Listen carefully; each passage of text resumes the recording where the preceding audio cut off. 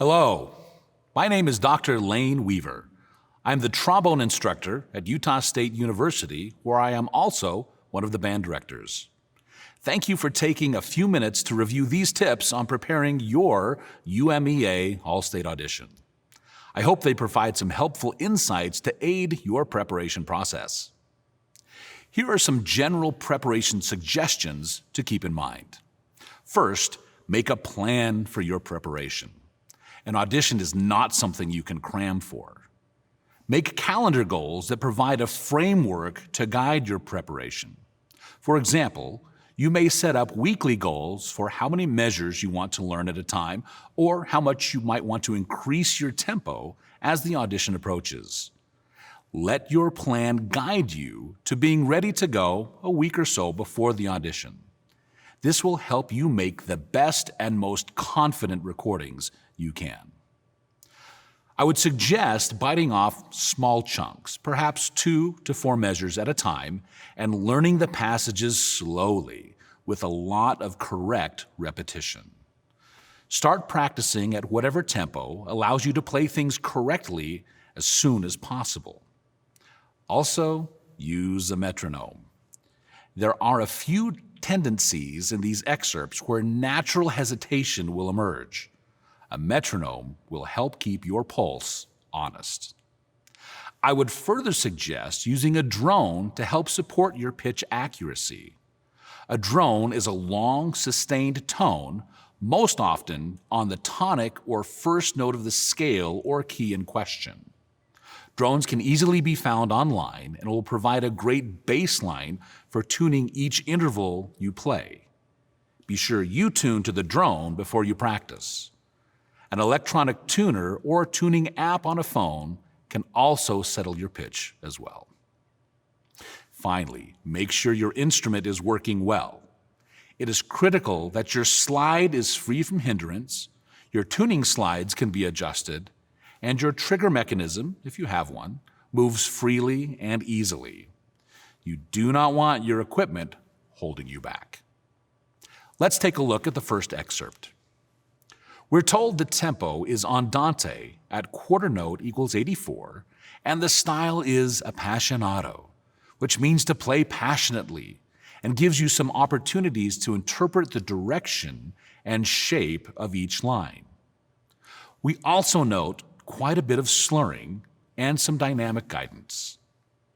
Be careful not to play the softer dynamics too softly. No one cares about a specific decibel level. However, everyone cares about your tone quality. Always choose a dynamic that allows you to honor the expressive changes, but also keeps you playing with your best sound.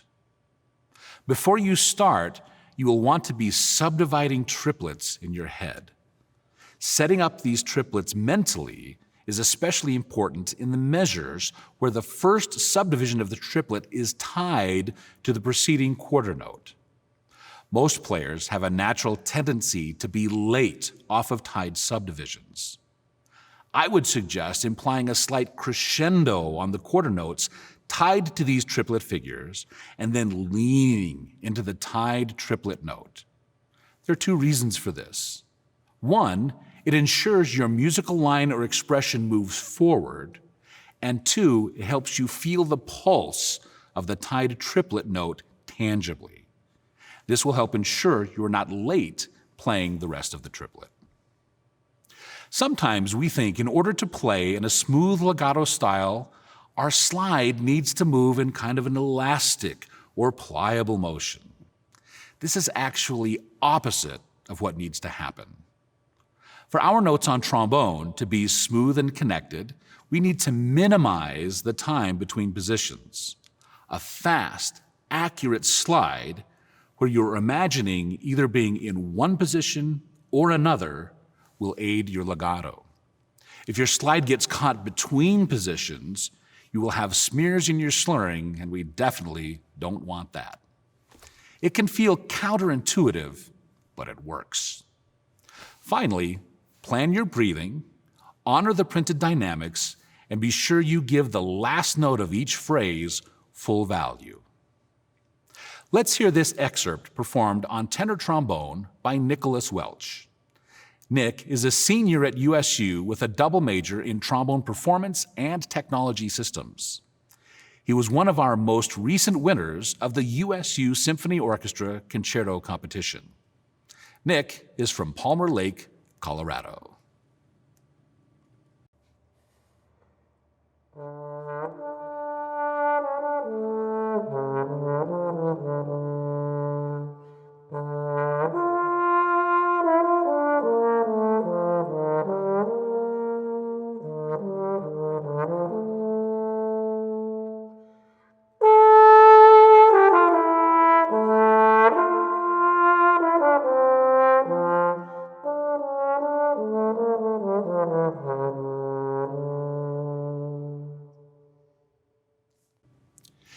Here is the first bass trombone excerpt performed by DJ Combs. DJ is a senior bass trombone performance major who won a spot in the prestigious Southeast Trombone Symposium workshop in Georgia this past summer. DJ graduated from Clearfield High School and was the principal trombone in the 2018 UMEA All-State Band.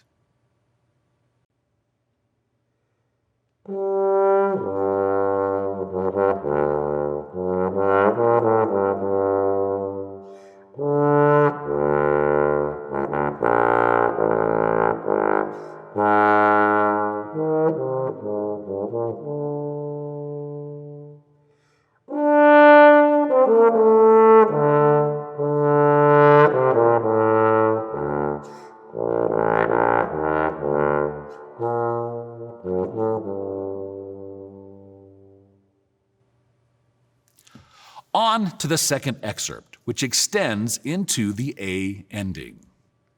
Here we see the tempo is quicker, at quarter note equals 108, and the style is scherzando, which means light and playful. This excerpt calls for some bounce with the staccato marks indicating detachment or separation. Note the simile indication in the second bar. This means the articulation style continues on even though the markings are only indicated in the first bar. We start out in 4/4 with the melody generally outlining two-bar phrases. However, I would suggest avoiding a breath between the second and third bar.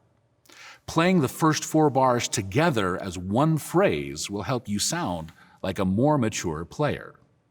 If you can't quite pull that off, sneak in a breath somewhere besides the bar line between the second and third measure. That will help you commit to a 4-bar phrase shape. We quickly shift to 5/8 after just 4 measures, with the 8th note maintaining the same tempo. Here you will want to be sure you know if the 5/8 groupings are 2 plus 3 or 3 plus 2. The 8th note beaming, as well as accents and articulations, make that clear, with the first 2 lines all being 2 plus 3, and the last line of the 5/8 section shifting to 3 plus 2. Be sure you communicate these groupings in your performance. Again, I would suggest phrasing the first 4 bars of the 5/8 together, and then following the implied 2-bar phrasing after that. For groupings of 2 8th notes under a slur line, you might try giving the second note a bit of a lift and separating it from the note that follows, almost as if there were a staccato mark over it. This helps define the slur grouping and ensures it doesn't blend into what follows. As always, execute the dynamics with intention and watch for accidentals that carry through the measure. As you approach the end of the 5/8, do not let the molto crescendo affect your tempo, and play the last 2-bar phrase right into the marcato quarter notes that begin the A ending. Keep the scherzo character going as you make dramatic, dynamic shifts in these last 4 bars. Make the crescendo an accented arrival on the downbeat of the second to last measure mean something, and subdivide the final triplet figures accurately.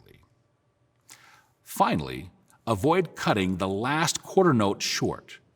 Play it with a full, resonant sound releasing on beat 4, which will leave a great last impression in the judge's ears.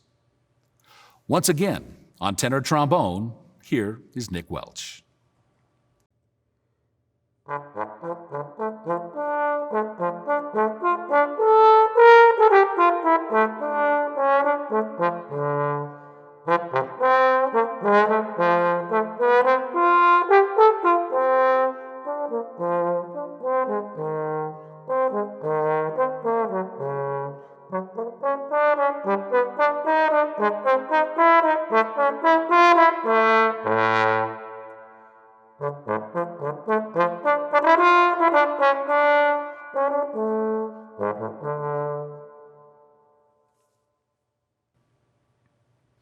And here again on bass trombone is DJ Combs.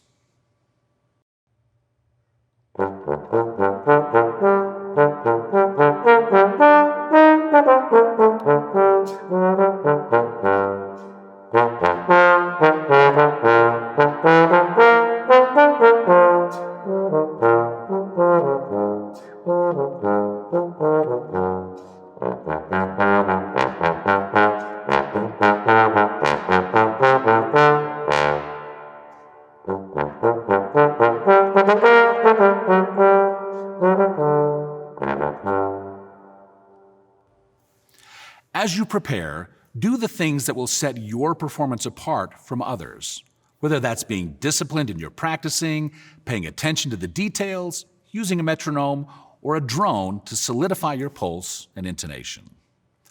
Allstate can be a wonderful experience as you work with highly renowned professionals and some of the best high school musicians in the state. Please do not hesitate to contact me directly if you have any questions. I'm more than happy to help. My contact information can be found on the USU website. And we would love to see you here for a scholarship audition in February. I hope this video helps you earn your spot in this year's Allstate experience.